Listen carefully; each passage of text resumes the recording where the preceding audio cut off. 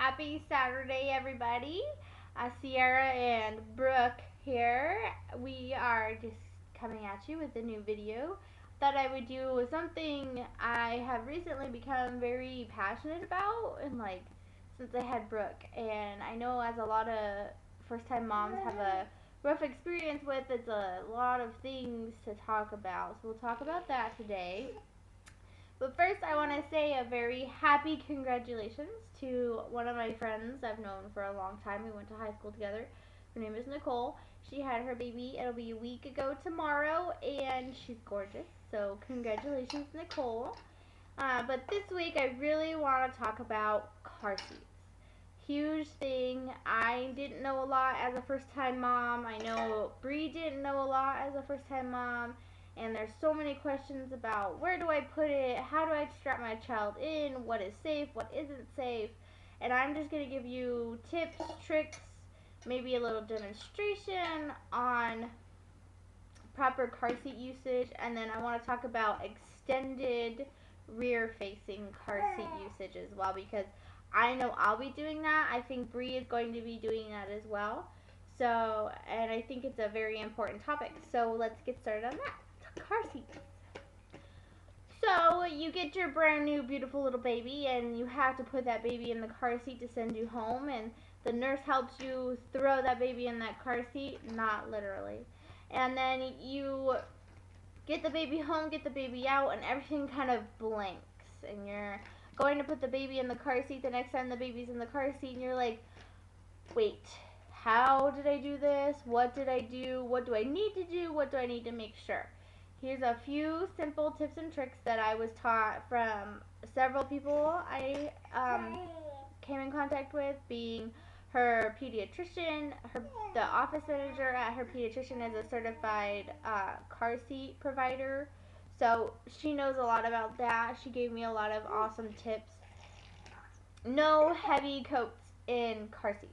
I know I don't live in a place where babies need heavy coats, but I know back home in Colorado it gets cold, and heavy coats are a bad thing because the straps don't cinch down completely.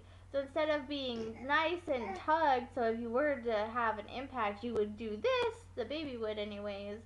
Um, if there were to be an impact in a heavy coat that the baby is wearing, they could slip out and be projectiled through the vehicle, and then obviously that does not have a good ending. So no heavy coats, blankets cannot be behind the child in the car seat at any time whatsoever when they're in the car seat. They can be over their legs, tucked in around their legs, as long as the straps are properly secured. Um, one is the other big ones. They say that if you use the attachments, such as the shoulder straps and the head harness, correctly, it shouldn't affect your baby. But I know a lot of moms nowadays that are like super crazy, and they're like, don't use them at all unless they were already in your car seat. Well, I've used them since Brooke was a brand new baby, and I've never had any injuries. I can have her car seat cinched and strapped properly, and no issues whatsoever with her in the car seat. So, that being said, there's a couple tricks about that. I was told by the office manager of my pediatrician that you should have the infant carrier in the middle seat, and that is the safest place for the baby until they can be moved to a rear facing seat, and then finally to a front facing seat. They can be put on the outer edges. I'm not 100% sure as to why that is, but that's where Brooke sits right now, and I'll post a photo and show you exactly where she sits. She even has a mirror so I can see her. Um,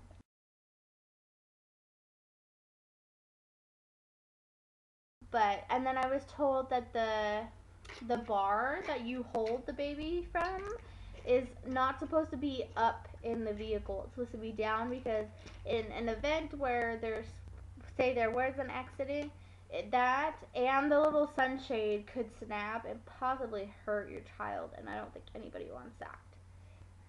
Huh? Nobody wants that.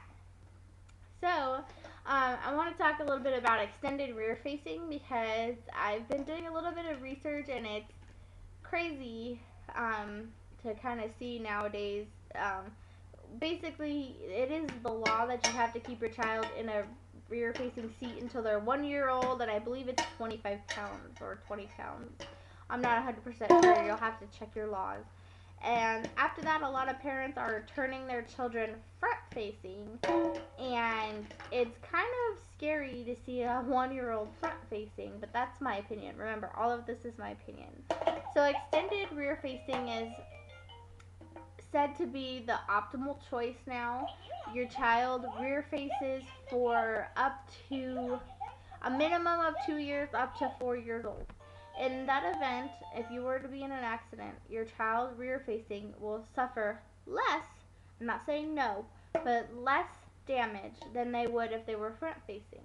What is being studied now is that children, you know how we have the vertebrae in our neck and the neck muscles, we can stop ourselves from collecting an impact, and whiplash doesn't affect us as much. But a small child, say my child, were to be in an accident, she could not prevent that from happening because these muscles are not as adapted and not as grown in as muscles, say, of my neck. So she would literally just fly forward, and she would most likely snap her neck in an occasion of a severe accident if she were to be front facing. That being said, she's still in her infant carrier because she's barely 17 pounds. And mine goes up to 20. But we're saving for her new seat. That also being said, a lot of parents say, you know, what about their legs? Is their legs going to be uncomfortable? Children are extremely flexible. I've seen this kid curl over on herself on more than one occasion. They don't know any different because that's all they've known their whole life is to sit backwards. And um, they can fold their legs, they can prop their legs up on the seat, and many times they have enough room to rest those legs in a way that, say, if they were to be in an accident, you know, they may only suffer a cast for 6 weeks versus a broken neck. There was a hashtag going around for a while, and it said hashtag um, broken neck is a casket, broken leg you cast it, or something like that. I know I had posted it once before on my personal Facebook. But that's a big thing is car seat, car seat, car seat. I believe in extended rear facing. I think moms should extended rear face for the safety of their child, but once again, that's my opinion. You can do whatever you like to do. If you choose to front face, that's fine, but just take that into consideration because that's a big thing nowadays is you could lose your child in the event of an accident. And me, especially living in Arizona where accidents occur like crazy, I don't want anything to happen to my baby because I'd rather have a cast on her leg than I would rather have to have a burial for her. Okay, on a lighter subject, I wanted to do a little demonstration on proper car seat usage, like how to tighten the straps and everything like that. So I want to do that real quick for you guys, and then I'll let you guys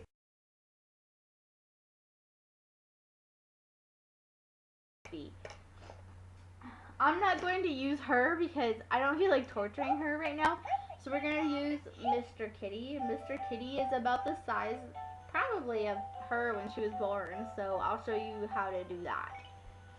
And then I have her car seat. So here is her car seat. It is a Graco model, and as I told you, I have the straps in here, because she falls asleep and they were cutting into her neck because she was so tiny. And then I have the headrest as well, which my car seat did not come with those, and a lot of moms, like I said, have issues with them. I do not ever have issues with them, so that's me. I'll use them. Now, she is to the point where she is up at this last guy right here. New babies should probably be, let's see if I can show you. Let's see. Down here. I don't know if you can see because my fat arm is in the way, but there is a strap hole right here. When she was brand new, she was in that brand new strap hole. New babies should probably be in that strap hole. That being said, I swear this cat is probably about the size that she is. Granted, Brooke has stuff in there right now because she hoards stuff in her car seat. So, yeah. Now, the perfect thing to do at this time when you're going to put your baby in the car seat is to loosen the straps. And how you do so is there's this little button right here, and then so you push it and then you pull on these like so. So they're very, very loose, and you can get your baby in there. So there's that. Let's see if I can put this down so I can do it. We're going to lower this a little bit. Okay. So that being said, you put your baby in the car seat. Make sure they're in the right position. Their butt is down here in the bottom of the bucket. This is out so they don't quite sit on it. Hi. And then we do one arm in, like so.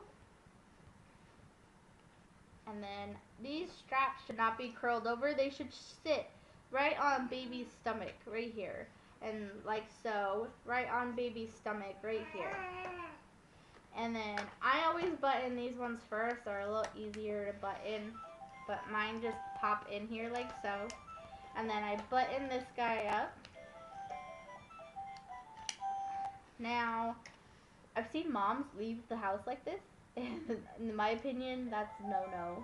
So, this is not okay. You should never have strappage. If I can squeeze them with my fingers like this, that should not be like that.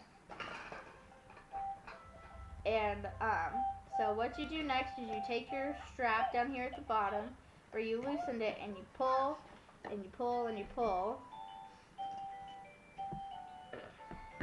So, there's still a little bit too much of the slack here, so we're going to pull more.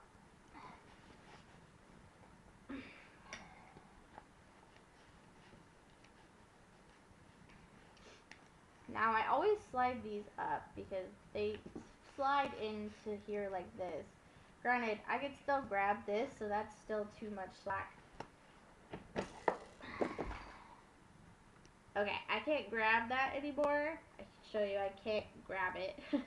So this, your child is in here, and then see Mr. Cat's armpits?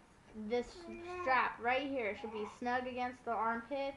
These should be snug against the hips right here, and this should be sitting down in the bottom. So this is what you should look like when you're in your car seat. See, like I said, Brooke has never had issues. I can always get this up to her belly, or up to her armpits, because she's never had issues with these. Not one freaking bit.